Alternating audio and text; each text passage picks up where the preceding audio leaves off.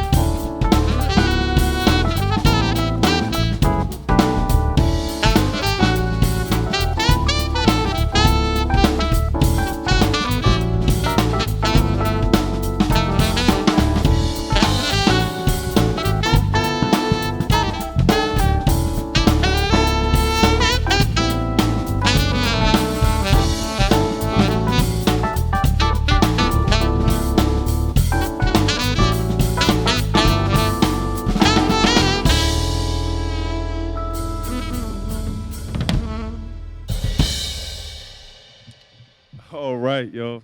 Hey, man, that felt good. I don't know about you guys, man, but, this pandemic, I tell you, it's just been bad to musicianship. I'm telling you. Like, just being back out to play with people has just been, it's been fun. I can't lie, man. I can't wait till we get this pandemic crushed and get back out there. Love on some people, love on everybody, give them something tasteful for their ears. Virtual's great, but in person is immaculate. So we hope that you guys enjoy that tune, man, Imagination Station. Like I said, it was a good old tune. I've been playing it for years, man, around in the city. It's one of my favorite tunes to play. I think the guys are mad at me too, because I changed it up so many times. So they're like, yo, stop changing the song, yo. So I'm just like, I can see the look on the face, like, all right, guys, they all ready. They're like, yeah, we're going to play it just like we always play it. I'm like, nah, we're going to change it today. They're like, huh? Come on, dude. But anyway, man, hope that you guys enjoy that tune. So the next tune is from my latest project, man. So first of all, I want you guys to check the project out. You can go to my website, www.chanhalljazz.com, or just Google Something to Prove with the number 2. And you should find this album on Amazon. Oh, my God. It's on Amazon, Pandora, Spotify, YouTube. Yo, it's out. You got to go get it. So we're going to do this song off that project, off the Something to Prove project, my 4th album. It's called Let's Talk. So as you can hear the tune, Let's Talk, it means, conversing with someone else. But I had it in the sense of being intimate. So in an intimate setting, and that kind of laid back, relaxed type of, as the youngins say, laxed. You kind of laxed with your friend. So, this is what that song is all about. You're kind of creating in the moment of that mood. So it's called Let's Talk.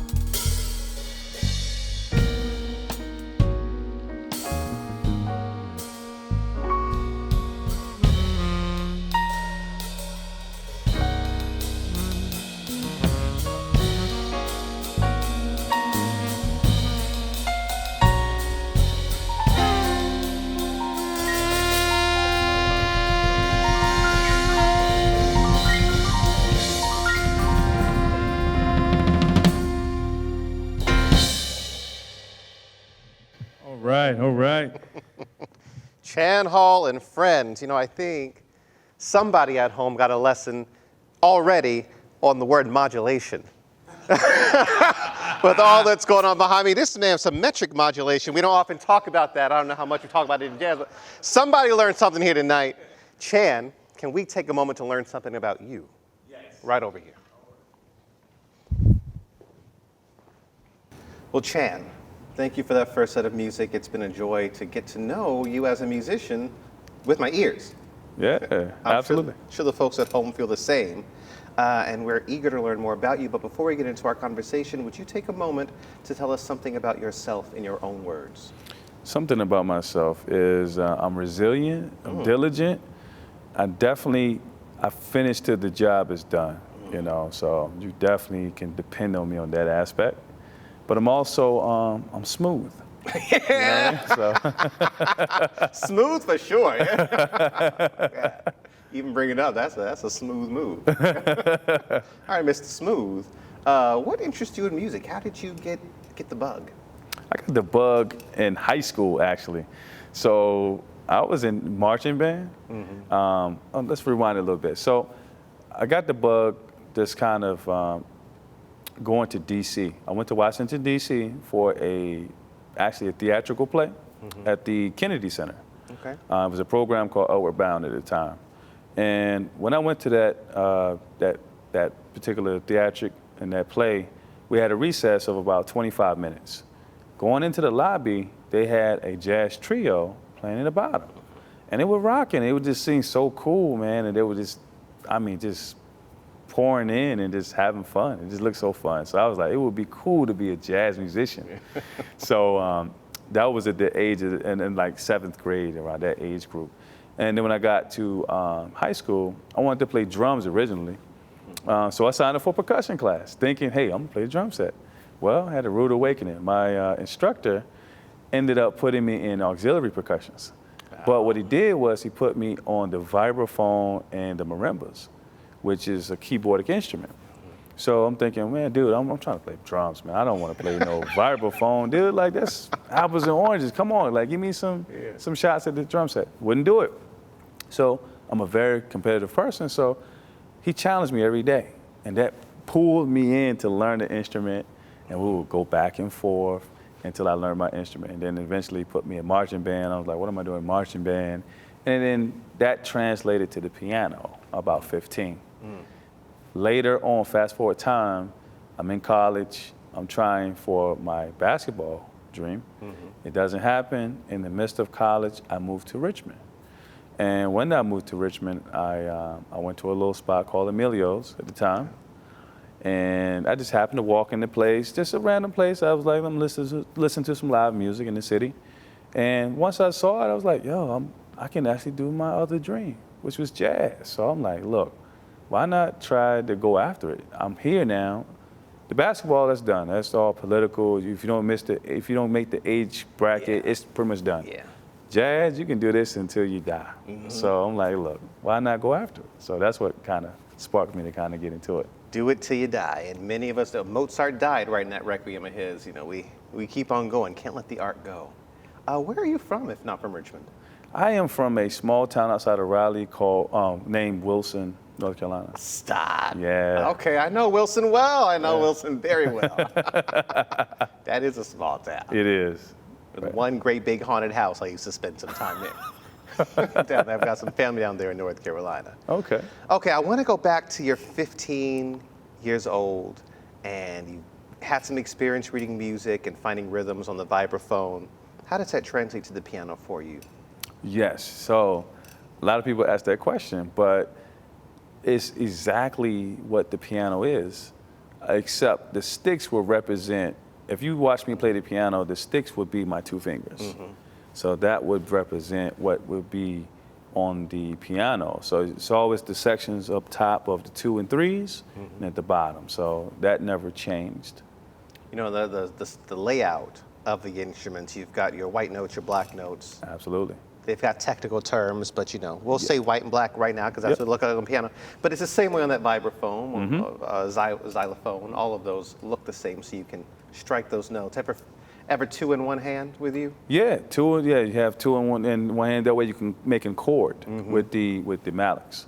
It used to hurt me when I had to do it. Oh yeah, it does. Yeah. You have to kind of kind of snug them real tight. Otherwise, kind of like chopsticks almost. Yeah. You got to really, but except you got the heavy mallets on, so you have to really bear in. You got to get used to that feeling, I think. Yeah. Tell me about, oh shoot, what was my question going to be? We're talking about music. Your education. Tell me about the educators that get you there. I say almost every week at this point, and I remind us every week too, a great educator makes all the difference. Absolutely. What were your teachers like for you? A lot of my teachers, well, I have various teachers, and from different perspectives. Some were very stern, some were more laid back, and then some were so genius level that it went above my head. So I could not process what they were telling me at that particular time. It took for a certain mental maturity to have to learn what they were teaching. And like I said, some were stern and others may have been laid back. Of course, I took more from the laid back ones because they were able to get down to my level of my learning style. And I think that boils down to, what the educator is learning. The learning style of your student can really help your student excel in a lot of different areas of music. I think so too, and coming down to their level, meeting them where they're at, as we say in the vernacular, and finding a way to turn that dust into diamond. Yeah. Isn't that's a beautiful thing to me. Now, I want to think about these people you say they were so brilliant that they were teaching you things you couldn't comprehend. How often do you find yourself drawing on those lessons now that you're a professional in the field? Yeah, it's actually exhilarating because now I'm at a level where I do understand where they come from. At that particular time, I just hadn't known enough. But now, after the many years of finding out and learning, I could point out and say, hell yeah, I know exactly what they're talking about now. I know, I can see why that's applied and et cetera now. So yeah. Those lessons are great. My mother is still living. Sometimes I talk about her like she's passed, but no, she's doing great. Talks to me every day, reminds me about how great she is. But some of the greatest lessons were from her, There was a boy telling me that find the right mechanism. Just because you're a little boy doesn't mean you got to sound like a little boy, or figure out how to sing through that melody line, through that harmony line. Those great jewels of education, I think, should pop up for all of us. I hope they do. Yeah, absolutely. You are a songwriter in addition to a player of music. What's your process like when you're composing your next tune? The process will begin with the melody. A melody will stick out in my head, and then I will try to find what accompanies that melody. And then I can arrange it in such a way that I will want to put it in a format that's for the listeners to decide, what they like about it. So, but it always starts with the melodic structure, and once you get that melody, and then you coat it with everything else that's accompanying with it. What sorts of stories are you hoping to tell with your music? I want to tell a story of inspiration. I'm a man of inspiration. I inspire anybody that's around me. I would say that, I was thinking to myself the other day, right? So I was thinking of like, hey, I used to work in a grocery store, right? And I watched the people around me who just worked. That's it. They just worked. If you mention a dream, they just would think it was not possible. So when I write my music and I push for more success, what I really want to push for is to show those people that they can do it too. That going after your dream is possible, that it's not an impossible task. It is a jump of faith that you have to binge for, but just know if you stay with it, you can have it. We talk a lot, recently we've talked a lot in the world about representation, seeing yourself doing something. What was that experience with representation like for you? I mean, among your great educators, you're also a great listener. Who did you listen to that gave you the education you needed to get here? Oh man, I name a couple. Jane Saxmo Gates gave me great advice. Michael Hawkins, Curvy Reed. We used to have conversations, me and Curvy and Mike, we would be on the same gig, and they would give me advice about my playing, and I have to say it was 100% accurate, because it definitely helped me to excel in my craft. So those are some of that I can name off the top of my head that has gave me, I mean, a wealth of information, and I just love them for it, that they would take that time and take that, take in consideration that I would be valued enough to share information with. You know, there's something so beautiful about that. Even more beautiful still is Zach Smo's such a great friend of this show, and his name comes up a lot when talking about great educators that got you to where you are. James, when are you coming back to my stage, fella? We miss you here. Tell me about the guys you played with tonight. The guys I played with tonight, I've played with them for many, many years, off of my first project since 2011. So the bass player, he's been there since 2011. The saxophonist has been there since 2011. The drummer, we met at Emilio's. Okay. And we just kept each other's number and just kept in touch. He's been playing around since 2015. So they're a great group of core of guys, man, that has really helped me push the dream. You know, and that's what you need. You need guys that's gonna fight for you, that's gonna help push the dream, that's gonna back you up, and that's got your back, you know. Throughout the pandemic, it was tough for all of us, you and I, in this industry. With that toughness, with the isolation we all experienced, were you all able to stay connected? We were, through social media, through text message, through telephone. I mean, you know, we just called and checked up on each other. Of course, we was in a position where we had to figure out what was really going on. Like, nobody knew. It was just something, we got to a place where we hadn't been there before. And there's no blueprint, no background, no manual to figure out. We're just going through, for the first time, I think the whole world had to figure out, how do we get out of this and what do we do? For sure, in this, I mean, you might be right for the first time. I mean, we've had pandemics and plagues and such in our history before, for sure, but we weren't all connected the way the internet connects us. That's Maybe true. you're right about that. That's true. I'll have to think about that a little bit more, Gene. Yeah, That's the internet is the World Wide Web, so Yeah. we're all interconnected to the internet. There's some spark in that wisdom you just shared with us. I'm gonna have to put some more thought into that. You played tonight Yes. like a group of brothers who were Yes. in each other's bubble. How did you maintain and hold on to that magic? Just encouraging them.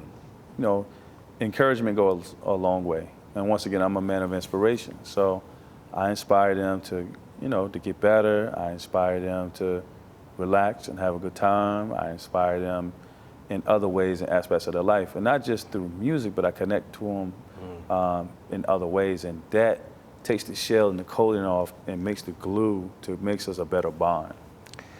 Recently, I had the great opportunity to talk with Wanda Vaughn and Wayne Vaughn of the Emotions and the Earth, Wind, and Fire fame. And I asked them to talk about some old Hollywood, you know. And Wanda told stories about watching a young Michael Jackson, listening to her sing or watching James Brown dance, and realizing that this young man was just watching to learn to create something new. I tell that story to ask, how often are you on stage learning from the people on stage with you? And then what do you do when you realize that education? Oh man, that happens a lot, that you learn from what's happening and who's doing what on stage. In fact, listening is a big part of it. James Saxmo will tell you that himself. If you've watched anything that he's done, when he's letting someone else improv, he's standing to the side and he's listening. Always. And I want to say, I'm sorry to interrupt you. I want to say that the folks when they come on stage, would you just watch how Saxmo walked to the side when he knew it was on his turn? He'll do this right here with his sax in his arm, That's it. and he'll sit there and just be shaking his head because he's listening. He's listening to ideas. He's processing what's happening, and he may even take something from that and use it going back and forth after the improv. It's brilliance. That's what that is. That's what we call that in English language. We call that a little bit of genius. Tell me about the little bit of brilliance and genius you poured into this album. The little bit of brilliance and genius, I think, is the key. I think, you know, when you look at the genius and brilliance I put into this album is the melodic structures coupled with the grooves that I already had. Yes. So that was the brilliance that I put together with this album. And why did you decide to write it, put it together? I decided to put together because of the title. The title is something to prove. So I feel that my music should be talked about at the table. You know, when people have conversations about jazz, smooth jazz, I feel like my name should be in there with the Boney Jameses and stuff. Okay, yeah. So I feel like, hey, I got something to prove now. You know, that's confidence, Mr. Smooth. Yeah. And you sure have got something, I don't know to prove, but something to say. That's right. Got something to worth say. listening to. Absolutely. I love everything about that. Is there any one or two tunes off of this project that really pull at your heart? Yes. Let's Talk, which we did. And let's see, another one would be Stay a While. Okay. That's been a real big staple. In fact, it's on the radio right now on the campaign over the country. So a lot of people have heard that tune and they really like that tune. Tell us all how we can learn about this and your other projects. How can we stay connected to your music? You can go to any of my social medias. If you just search Chan Hall on Instagram, Facebook, Twitter, and what's the other one? LinkedIn. Okay. You can go to my website, which is www.chanhalljazz.com. Okay. Or you can go to your Pandora stations, your Spotify and Tidal, Apple Music. You name the whole thing. Chan Hall will, or just Google my name, Chan Hall. Well, Chan, we've learned some about who you were. We've learned some about who you are, but where are you going in the future? Future, I am going to be where the Boney Jameses of the world's to be. Mm-hmm. This is just the start, but I'm going to be on those stages. I'm going to be on the major tour circuit that goes out into all the festivals that you can ever dream of all the people I've always wanted to be. If there were, I mean, I'm supposed to be wrapping us up, but I'm digging our conversation. If there's someone you could share the stage with, past or present, who would that be for you? For me, I would say, if I would have to share the stage, who could I share it with? I would say, you know what? I would say, that's a good question, man, because there's so many people that come to mind. But I would say like Gerald Albright. Okay. Yeah. I would probably say Al Jarreau, I think. Al Jarreau? I don't think I could hang, but I would learn everything I need to, I think. Okay. From the likes of one Al Jarreau. Yeah. All right, Chan. Well, we've had a great conversation. I want to hear more music from you, Mr. Smooth. There's a lot of cool going on in this room here tonight, and I think we're ready for a little bit more of those sounds. Are you ready to give them to us? Oh, yes, absolutely. I'm going to give it to you. There you go. Chan Hall, why don't you come over here and meet your friends? All right. All right. All right. So I'm going to jump back to my Enchantment album. So that was a great album as well. I did that in one of my lowest points of my life. I was like, I actually pushed out an album at the worst low point like you could ever think of. But anyway, nonetheless, it came, something came out of it that was great. And one of my favorite tunes from that album is called Exhilarated. So we're going to play Exhilarated for you guys. It's an exhilarating time, right? Here we go.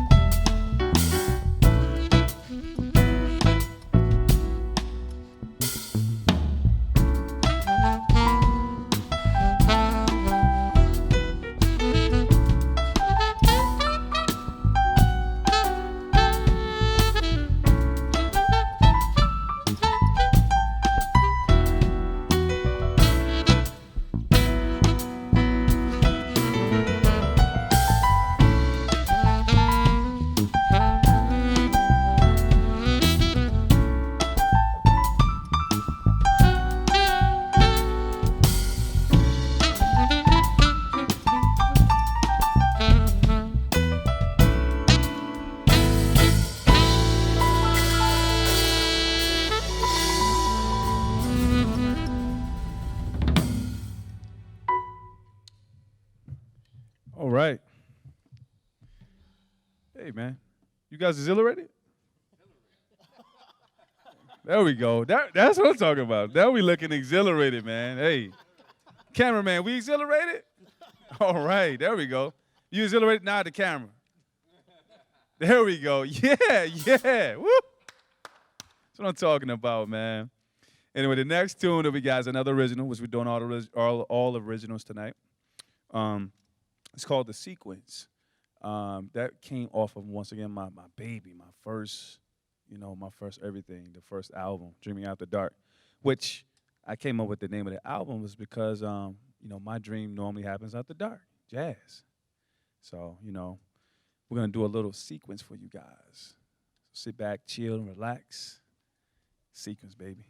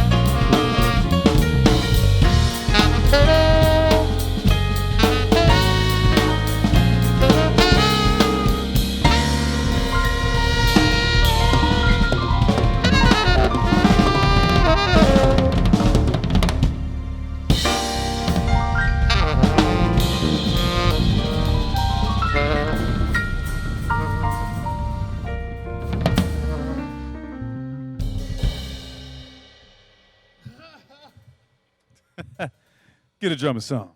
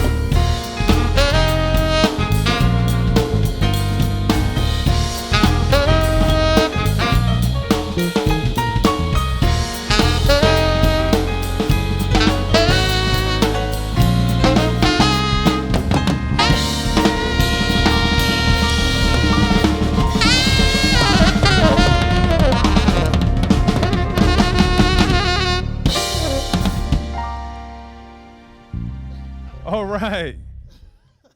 Hey, we finally got a surprise there. Look at that. Y'all thought it was over, didn't you? We got you. Got you. Hey, look, I'm just gonna be honest. I got. But we here to have fun, man. So we here to have a good time. Thank you, drummer. Look at that. You deserve. We gonna have to get you a canned water. That in a can, we'll get you a canned water. You know what I mean? Not even bottles no more. We not even look can. Get the fresh jump. Anyway, we got one more for you guys, and I'm gonna do it from my latest album, Something to Prove. This track is called Love Like This. Wow, right? Powerful, right? So I remember I was in the middle of the pandemic. We couldn't go anywhere, sitting in my room, wondering, okay, I was building the momentum, getting gigs, the whole 9 yards, and then boom, I'm probably sure every musician or entertainer, anybody that was striving towards something felt the same exact way. Oh man, I'm building anticipation for the next, and boom, it's snatched from underneath me. What am I gonna do? How long is the pandemic gonna last? So sitting in my room, what can I do? So I figured, I got some software. Why not record? I'm sure everybody else is recording and getting their head. So I figured, hey, this is a good time where the world is shut down. First time when you knocked off your busy high horse and you was like, look, I actually got time now. Normally you got so much weight of the world on your shoulders, you can't miss a beat. But this time we had so much time. So I said, why not just be able to just make beautiful music? And during this time, since I have this time to sitting, I could be doing something that I really wanted to do. And because of it, the world is now blessed with a great album, Something to Prove. So this song, Love Like This, is a song that I wrote because of the busyness and you just going out playing and doing everything, you kind of, some of that love kind of smear off. It rubs off. And because of that, you just feel like, man, that love ain't that strong anymore. It's just like, well, it's kind of like you just in the motions and going through. So then when this moment happened of just having some peace, it's like, you know what? I really truly forgot why I love this thing. I really love this music. So I found my love again. I felt that whole gravitation towards playing again, loving the music again, not just worrying about the business side of things and just knocking you over and just all the other stuff. You're just kind of getting lost in the music for a moment. So this song here is called Love Like This. It features on the album a saxophonist saxophonist named Marcus Anderson, which he was cool enough to say, hey, yeah, I'll step in and help you out. He was a big brother to me. So we're going to do Love Like This, everybody.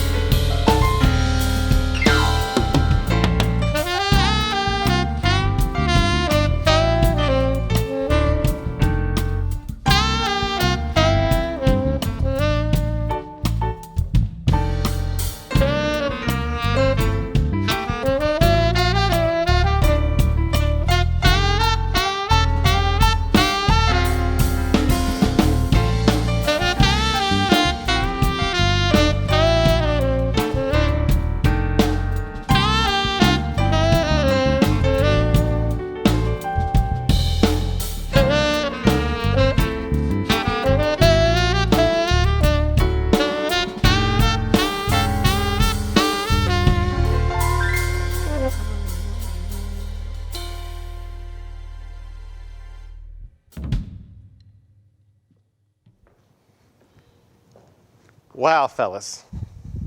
Thank you, Chan.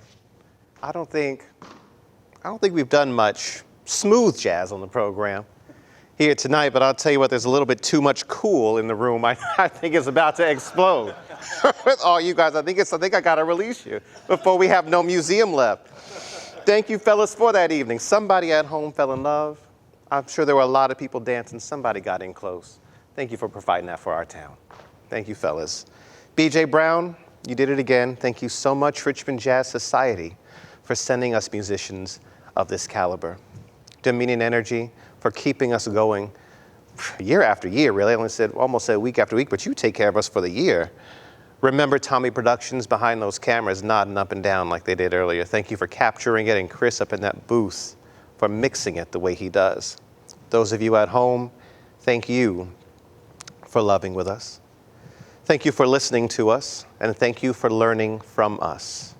In Richmond, Virginia, from the Virginia Museum of Fine Arts on the Leslie Cheek Theater stage, this has been our next edition of our virtual Dominion Energy Jazz Cafe. I'm Robert Fennard. Good night.